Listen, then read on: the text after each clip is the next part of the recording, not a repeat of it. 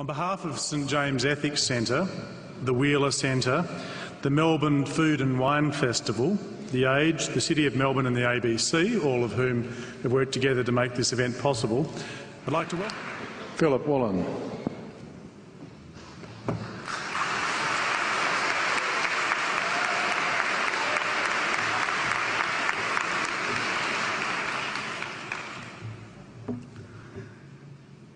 King Lear, late at night on the cliffs, asks the blind Earl of Gloucester, "How do you see the world?"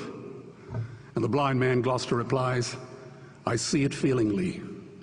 And shouldn't we all?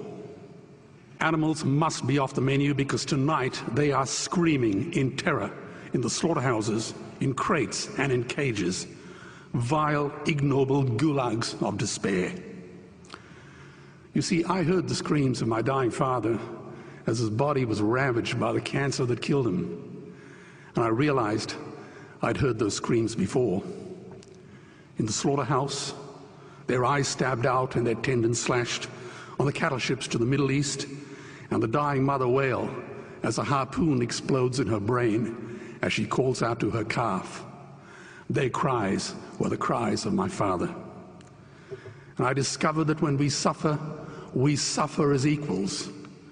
And in their capacity to suffer, a dog is a pig, is a bear, is a boy. Meat today is the new asbestos, more murderous than tobacco.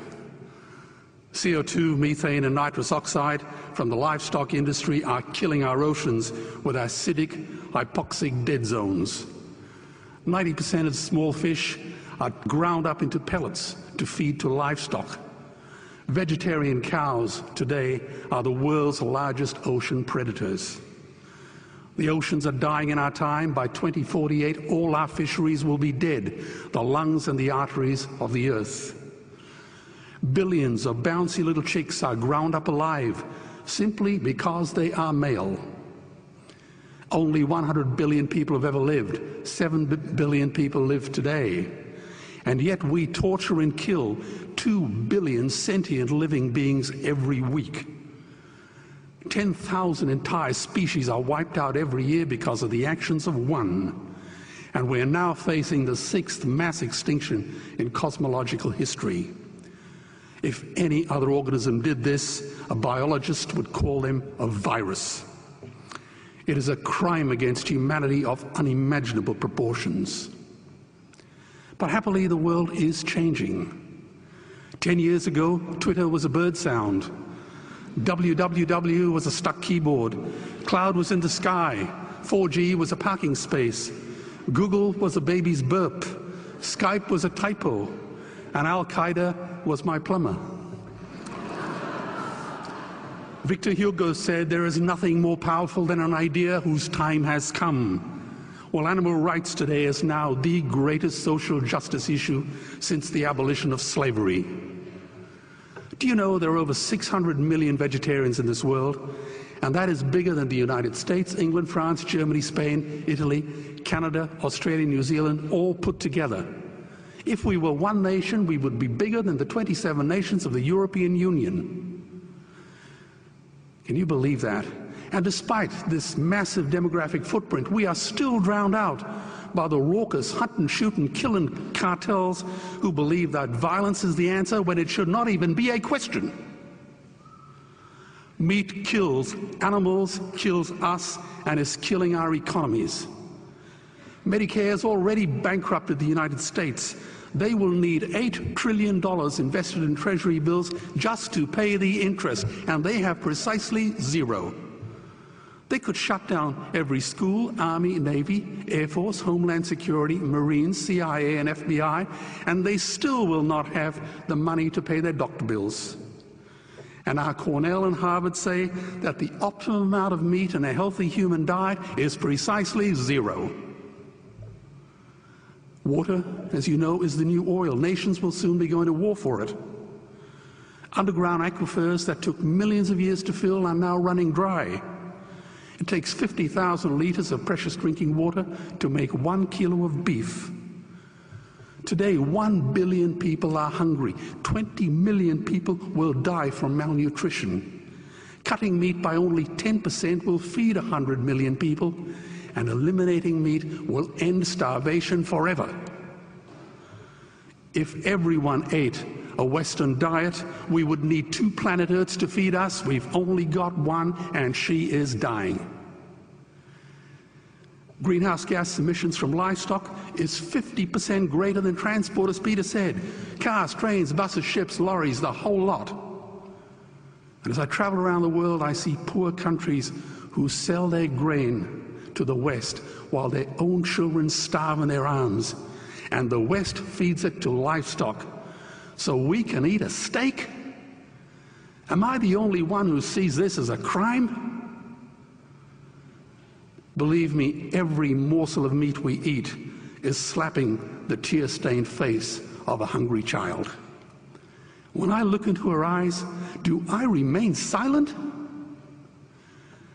The earth can produce enough food for everyone's need, but not enough for everyone's greed. We are facing the perfect storm. If any nation had developed weapons that could wreak such havoc on the planet, we would launch a preemptive military strike and bomb it back into the Bronze Age. But it's not a rogue state, it's an industry. The good news is we don't have to bomb it. We can just stop buying it. Sir George Bush was wrong. The axis of evil does not run through Iraq, Iran, or North Korea. It runs through our dining tables. Weapons of mass destruction are our knives and forks. Our proposition is the Swiss Army knife of the future. It solves our environmental, water, human health problems and ends cruelty forever. The Stone Age didn't end because we ran out of stones. This cruel, disgusting industry will end because we run out of excuses. Meat is like the 1 and 2 cent coins. It costs more to make than it's worth. And I come from the bush. Farmers are the ones with the most to gain. Farming won't end, it would boom. Only the product line will change. Farmers would make so much money they won't even bother counting it, and I'd be the first to applaud them. Governments would love us. New industries would emerge and flourish. Health insurance premiums would plummet. Hospital waiting lists would disappear. Hell, we'd be so healthy, we'd have to shoot someone just to start a cemetery. So tonight I have 2 challenges for the opposition. 2 challenges. Meat causes a wide range of cancers and heart disease. Would they name one disease caused by a vegetarian diet? And 2, I'm funding the Earthlings trilogy. If the opposition is so sure of their ground, I challenge them to send a copy of the Earthlings DVD to all their colleagues and all their customers. Go on, I dare you.